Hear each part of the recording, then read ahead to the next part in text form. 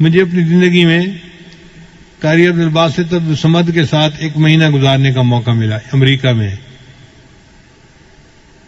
وہ قرآن مجید کی تلاوت کرتے تھے اور میں کبھی اردو کبھی انگلش اس سے متعلقہ کچھ بیان کر دیتا تھا.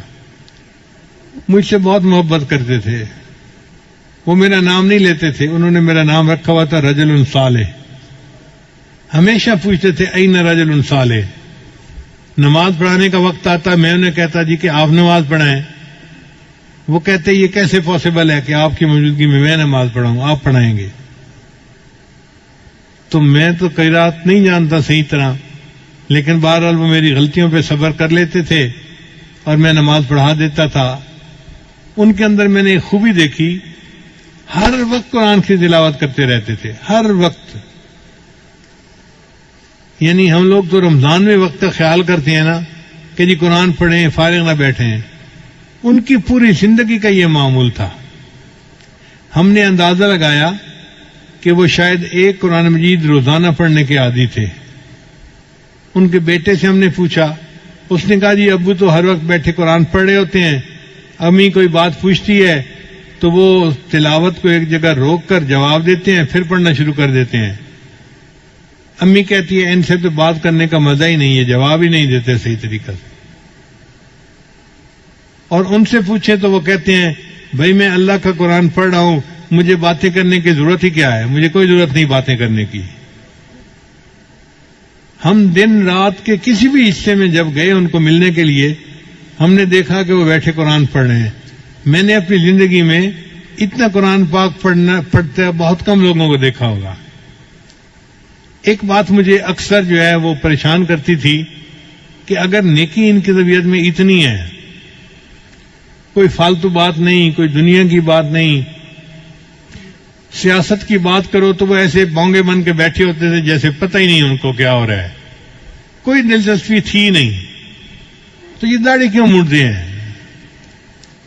تو بعد میں انہوں نے کہا کہ علماء جو مصر کے ہیں ان کو ایک علمی مغالطہ ہے، وہ داڑھی کو سنت نہیں سمجھتے یا واجب نہیں سمجھتے جس طرح ہم سمجھتے ہیں. وہ سمجھتے ہیں کہ داڑھی اس لیے رکھی جاتی ہے کہ مرد اور عورت کے درمیان فرق ہو سکے، دیکھنے سے پتہ چلے یہ مرد ہے اور جس کی داڑھی نہیں یہ عورت ہے. چنانچہ مصر کے علماء کو آپ دیکھیں گے تو وہ داڑھی اور مونچھ اکٹھی کبھی نہیں مونڈیں گے. کوئی عالم آپ کو ایسا نہیں ملے گا جو مونچھ بھی مونڈتا ہو اور داڑھی بھی مونڈتا ہو. وہ داڑھی مونڈیں گے تو مونچھ ضرور رکھیں گے، اور وہ کہتے ہیں کہ جی مونچھوں کے رکھنے سے پتہ چل جاتا ہے یہ عورت نہیں ہے تو داڑھی کا مقصد پورا ہو گیا. شاید یہی مغالطہ علامہ اقبال کو بھی لگا ہوگا، ورنہ اس کے اندر تو ایمان بہت مضبوط تھا، لیکن داڑھی جو شیو کرتا تھا وہ اسی علمی مغالطے کی وجہ سے کرتا ہوگا. اس لیے مصر میں جو مفتی اعظم ہوتا ہے وہ بھی داڑھی منڈا ہوتا ہے. تو یہ علمی مغالطہ ہے جو ان علماء کو لگا. ہمارے علماء کو اللہ تعالیٰ نے اس میں بہت صحیح جگہ پر پہنچایا، اور انہوں نے لکھا کہ داڑھی رکھنا تو واجب ہے، البتہ 1 مٹھ تک اس کو بڑھانا یہ سنت ہے، اور صحیح مسئلہ بھی یہی ہے. تو بہرحال ان کی ہم نے قرات مختلف موقعوں پہ سنی. ایک دفعہ ہم نے ایک جگہ کھانا کھایا تو ایک ہمارے دوست تھے، وہ قاری صاحب کو کہنے لگے کہ آج سورہ الرحمن کی تلاوت سنائیں. ہمیں برا لگا کہ لوگ ایسے ہی فرمائشیں کر دیتے ہیں، پتہ نہیں دوسرے کی طبیعت بحال ہے یا نہیں، فریش ہونا بھی تو ضروری ہوتا ہے نا. لیکن قاری صاحب سنبھل کے بیٹھ گئے اور انہوں نے سورہ الرحمن کی تلاوت کی اور دل خوش ہو گیا. کیا اللہ نے ان کو آواز عطا کی تھی. ہم تو پاس بیٹھ کے سنتے تھے نا ایسے. جو آپ کیسٹوں میں سنتے ہیں وہ ہم پریکٹیکلی ان کے پاس بیٹھ کے سنتے تھے. تو میں اللہ کے اس جو ہے وہ نعمت پہ حیران ہوتا تھا، یا اللہ آپ نے ان کو کیسی مترنم آواز دی ہے، کیسا گلا دیا ہے جو قرآن مجید کو اتنا خوبصورت طریقے سے پڑھتا ہے.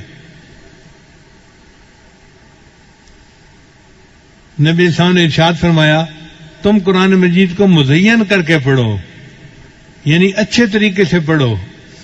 واقعی انہوں نے حق ادا کر دیا. قرآن مجید پڑھتے تھے دل خوش ہو جاتا